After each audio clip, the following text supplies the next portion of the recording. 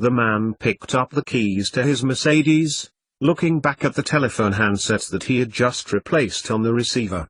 Even though it was nearly midnight, the usual time for him to get home, he felt lethargic, as if a great weight had been placed on his shoulders which he was being forced to take with him everywhere he went. Not that he had much choice about the deal he had just entered into.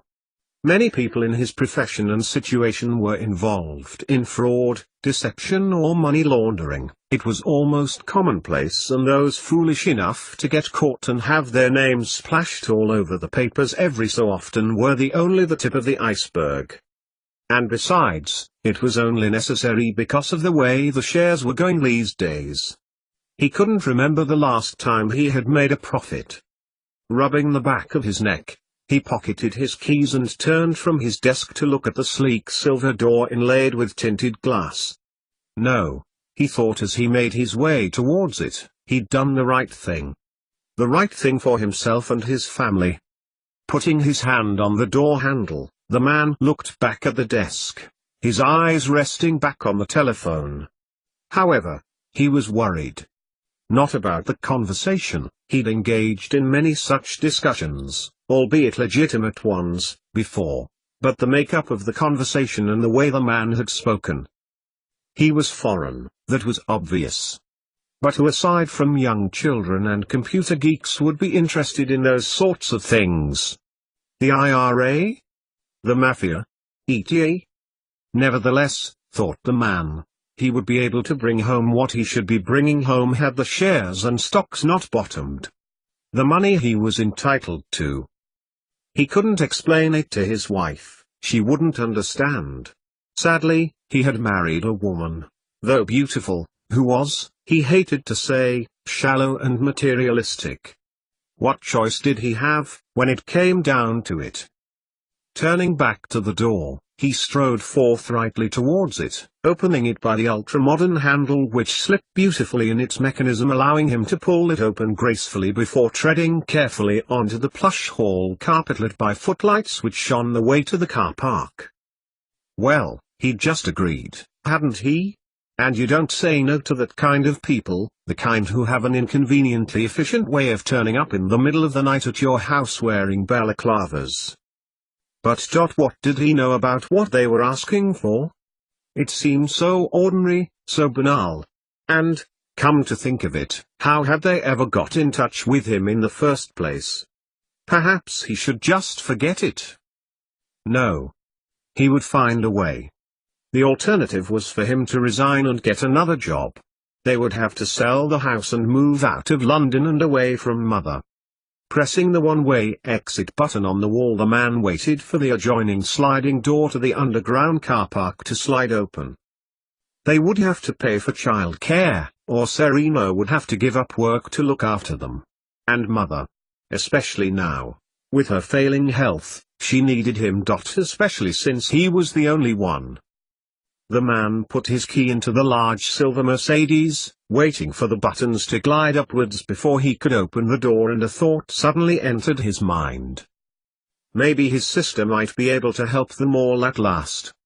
88,888,888.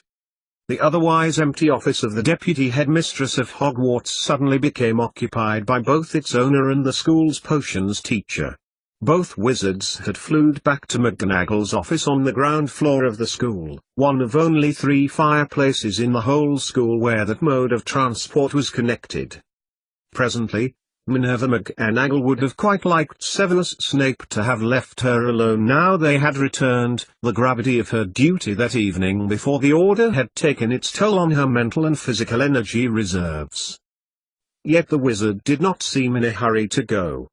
Indeed, there seemed to be something on his mind, and Minerva had a funny feeling she knew what it was.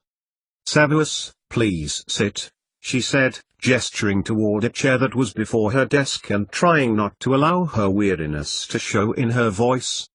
"Just sit," she added impatiently in her head as Snape eyed the chair suspiciously and withdrew her own sturdy oak chair from underneath her desk, modeling the technique. "Severus," McGonagall continued as Snape began to pace before the desk, glancing once or twice towards the chair. In your opinion, this evening, do you believe I was right to have shared the information that I did? A few moments passed and then Snape stopped, sitting on the chair and faced her. He didn't reply immediately, but cast her a look before nodding slowly. The information is key to everything, he added, nodding again. Dumbledore assigned you to the task. It is regrettable that on such an occasion where an atmosphere of camaraderie would have been preferable that such news had to be imparted.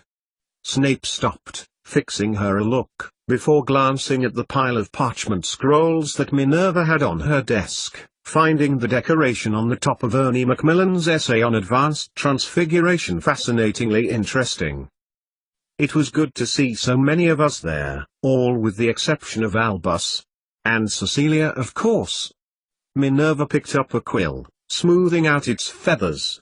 And everyone in such fine spirits. Indeed. Although there were some exceptions, Remus, for instance. Minerva caught Snape's eye briefly and she nodded in acknowledgement. There is a lunar eclipse this evening, he added, shuffling on the chair distractedly. And you didn't seem to choose your words too empathetically, Minerva thought to herself, glancing at her colleague before replacing the quill on her desk. I understand you returned her notes when you visited Cecilia this afternoon, Minerva continued, picking up the scrolls as if to sort them by class. Snape nodded slowly. Yes, I visited her, he confirmed, getting to his feet. She seemed grateful to have her belongings returned, especially after the events at her home. She seemed well and contented. Contented, confirmed Minerva, pulling out the sixth-year essays from the pile as Snape continued his distracted pacing before her. Yes, but for how long? Snape's voice raised in amplitude and he turned to face McGonagall, and the surprised expression on the witch's face made him reconsider his choice of words. That is to say, Minerva, he continued carefully, with the complexity of our task she would be more suited here, rather than there. The research would be completed far quicker. And considering the interference by the Ministry, the quicker the better, wouldn't you say? Snape turned and continued to pace over the dark blue rug that covered most of the office's floorboards. 2 months and this would be done. She could return, she could teach. He stopped suddenly as he caught Minerva's look of warning. And I cannot believe you said that this evening, after everything, she chided, pausing in her organization of her marking. It was good of you to make his potion, but even so, their relationship is their business. As is Cecilia's residence. But is not this potion our business? Replied Snape quickly. Mine and Mrs. Frobisher's? For I doubt that I will be able to perfect it without her, and I dare say those close to Potter will not wish me to develop something which could endanger him unnecessarily. Folding his arms, Severus Snape continued to pace across the carpet before Minerva. Clearly his frustrations were his reason for him still being in her office. She reasoned, and she felt a stab of sympathy for him. You saw her this afternoon and she was well, Minerva reviewed, picking up her quill and waving her hand over her inkpot, changing the color of its ink from blue to red. Snape nodded, in confirmation. I know this is academic given the circumstances, Severus, but what did she say about the job proposal? Did Cecilia say she wanted to return? Snape stopped pacing and stood unmoving before the deputy headmistress. She said she would take the defense against the dark arts job, said Snape stiffly. Minerva looked up from the first essay that she was about to mark and frowned thoughtfully. Perhaps she could, you know, she replied, trying not to smile as a look of incredulity passed over the wizard's face. You can't possibly be serious. But she is well protected where she is. Dumbledore visited Lupin's cottage personally. And besides, Albus has enough on at the moment to afford her the luxury of returning her to Hogwarts. No, she continued, dipping the quill in the ink and beginning to underline the mistakes in Macmillan's first paragraph. With this about to happen, with the Ministry's constrictive laws and decrees, and their involvement here. Surely that was just hearsay. Minerva shook her head, pulling open her desk drawer. No wonder Albus is scared, she continued, holding Snape's gaze. Potter's visions are just the last in a long line of issues he has to deal with. He should have told the child years ago the truth of it all. What with where he is at the moment, Severus, I have to admit, so am I. Then even more of a reason that Cecilia Frobisher should return to Hogwarts. You and I can protect her well-being. And there is the issue of Mole studies, although I understand that she left a comprehensive program of study. Ok, that is more than sufficient for the entire term, but unfortunately. She paused, broke off, holding out the item she had removed from her drawer and held it out in Snape's direction. Taking it from her, he pulled off the ministry ribbon that held closed the folded piece of parchment and frowned at it, confused. Minerva McGonagall held her hands together, watching for the inevitable, waiting as Snape's expression dissolved into confusion as he reread the information contained therein. No. His thunderous denial of the facts before him reverberated around McGonagall's office, awakening a few creatures that resided in the books on her shelf and one or two portraits of sleeping antecedents of the deputy head, who protested groggily at the noise. Unfortunately, we have no choice, Severus. She nodded sadly as he reread the edict furiously, and she repeated the sentence over and over in her mind when, a few moments later, Snape hastily left her alone in her office and proceeded quickly down the first-floor corridor, edict firmly in hand. In the seclusion of the potions classroom, Severus Snape stood before a roaring green fire, its flames licking and curling around the even-cut stones at the back of the hearth. Expect the details of the aforementioned wizard magic and Mole science to be fully revealed to our representative, who will not only be teaching Mole studies but will be undertaking the research role formerly occupied by Mole. A new Mole studies teacher. Well, there was no great loss there. No wizard job took the qualification of Mole studies seriously. That had been the reason Dumbledore had dropped the exam many years ago. But sharing the information. Carrying out research. Snape screwed up the parchment tight into his fist, feeling its fibers compress satisfyingly as he considered the information that the aforementioned Mole had furnished him with via her fiancé that evening. Waving his hand before the hearth, the flames changed from flue green to incineration yellow, and, as he fueled the fire in the potions classroom with the foul proclamation, Snape aired again the assertion he had made to Minerva McGonagall moments before he left. There was only one person with whom he researched science. 88,888,888. The flames crackled in the living room hearth, bringing Cecilia out of her deep thoughts and making her jump. Looking around her, she realized it had grown much darker, and the light from the fire which she had initially sat next to on the fluffy, mohair rug for warmth, she now realized had become her only source of light. It had also become her only source of heat, and she reasoned that it must be quite late into the evening. Getting slowly to her feet, the cuckoo clock that hung on the far wall confirmed her guess, and she glanced down at her notes that she had been writing in her latest notebook. Not that the notes in the back of it bore any relation to the ones at the front. Indeed, those at the front were connected to the potion, and Cecilia had begun to detail the types of analyses that would be needed in order for Snape's hypothesis to be tested. She had gone to a lot of effort with the work, for the concept of a continuum of moles and wizards made perfect sense, and, by the time they had made a breakthrough, either confirming or refuting the hypothesis, the precise configuration of Harry's potion would be complete, and he would be able to undertake the task that he had agreed to last year. Yes, she thought as she made her way to the kitchen to find the matches and tapers. That was very exciting. It had never been done before, and would mean that Voldemort and the Death Eaters would be at last eradicated, that empathy and understanding could begin to build about moles with wizards, and maybe even the existence of wizards could be revealed to moles. Up until that afternoon, such thoughts would have excited Cecilia thoroughly, for they would have been the only ones that were possible as a result of her work. It wasn't as if they weren't thoroughly valid and worthy of her attention.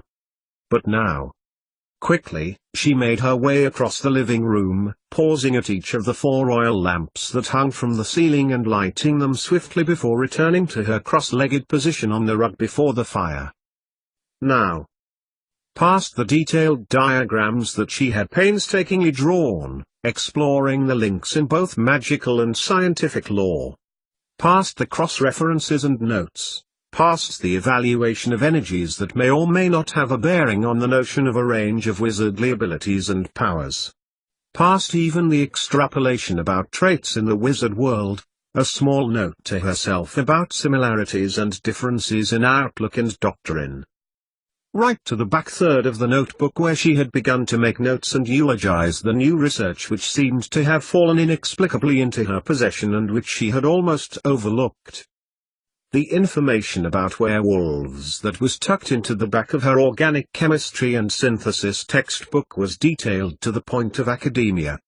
In places the detail had been exemplary, rivaling even her own attention to detail, and if she could, Cecilia would have liked to have shaken the person by the hand for just this. It was not a hand she recognized though, indeed it did not belong to Snape or any wizards she knew.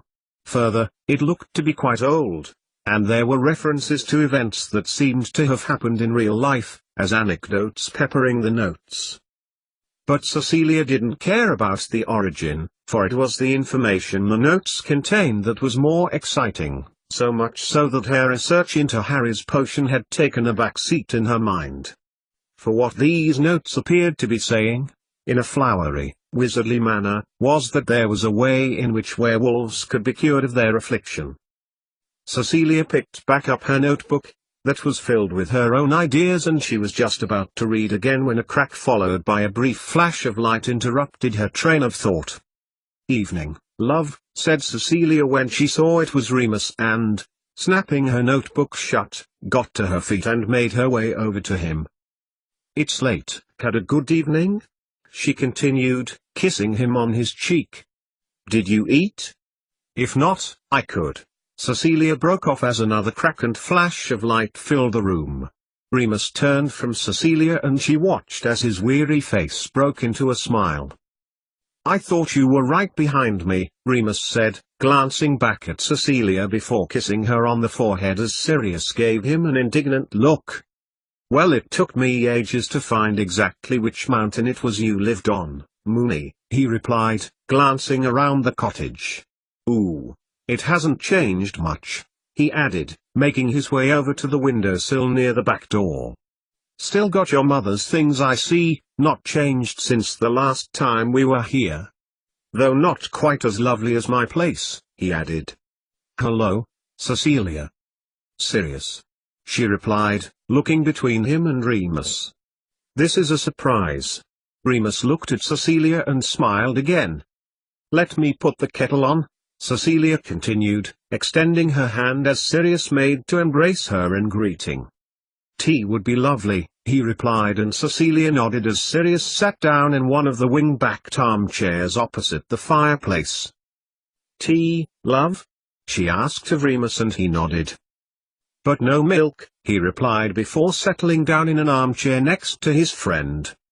As Remus and Sirius began to chat, Cecilia took the matches that she had used to light the lamps in the living room and used them to light the stove.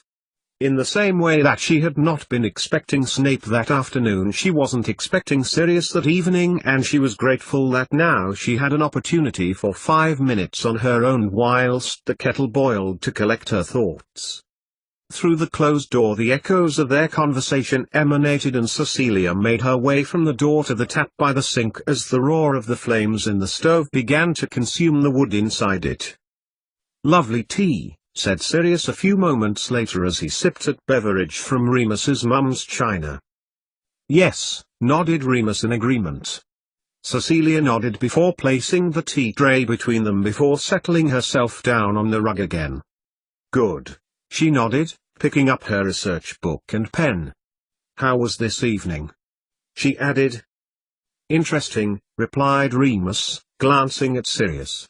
"Quite a few changes to procedure. And the Ministry seems to be sticking its nose in.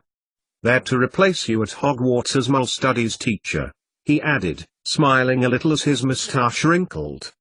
"And how was everyone?" "I saw the note had gone." Cecilia glanced back towards the kitchen door. "Severus was fine. His usual self, Cecilia," replied Sirius. "It was just like old times, except you weren't there. I think a few of us missed you." He turned to Remus and continued, "Though I think we should have made the effort to have had an order meeting before tonight. What with all we had to talk about, none of us had enough time to catch up." It was amazing, thought Cecilia as she opened up her notebook.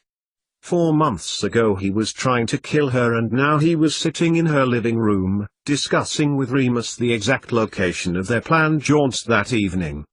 It wasn't as if he wasn't capable, she reminded herself as she opened up her organic chemistry book again, but more the complete change in his demeanor. Then again, he had witnessed her try to give her life for Harry, face Voldemort, and had colluded with Snape to revive her from her unconsciousness. And when Kingsley asked Molly whether Percy had been at the Burrow for Easter when everyone knows he's taken up lodgings in a flat in London. Cecilia looked across to the two old friends, chatting easily in each other's company as she got to her feet. "I'm going to bed," she announced, crossing over to Remus and leaning over to kiss him. "Enjoy yourselves," she added, glancing mischievously at Sirius. "I take it that's why you're visiting, Mr. Snuffles?" "Of course," replied Sirius, as Remus kissed her back. "Enjoy yourselves," repeated Cecilia, smiling as she made her way across the carpet before making her way upstairs. "There's a lunar eclipse tonight, that'll give you something spectacular to watch tonight."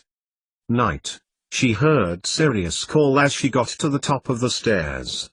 A few moments later and Remus was standing behind her, and Cecilia took her hand off the handle of their bedroom door. "You don't mind, love?" asked Remus, a look of concern in his exhausted eyes. But Cecilia put a finger to his lips. "I was looking forward to a night next to you in your wolf form," she admitted, stroking her hand through his hair as he encircled her waist. "But that was because I never thought Sirius might want to keep you company." "It's wonderful," she added, kissing him lightly on the lips. "I invited Tunks over, with Nick again." "I'll cook," replied Cecilia dutifully, before frowning as a smile played on Remus's lips. "I thought that I might cook this time, seeing as they are our friends." Cecilia grinned back, rubbing his arm as she recalled the last time they visited and her near disaster in the kitchen when, new to the stove, she misjudged the cooking time on the wild pheasant that she had prepared that day. "Thank heavens for magic," she recalled. "Lovely," she replied, kissing Remus again. "Take care tonight." As Remus made his way back downstairs, Cecilia entered their bedroom. The coolness of unoccupancy hit her face, cooling the flush of embarrassment that she was still feeling at the shock of their unexpected visitor. Downstairs the back door clicked shut, and she realized that Remus and Sirius must have left for the evening. 11 o'clock. Cecilia made her way across to the window, watching as she had done the last 3 times when Remus had transformed into a mindless monster.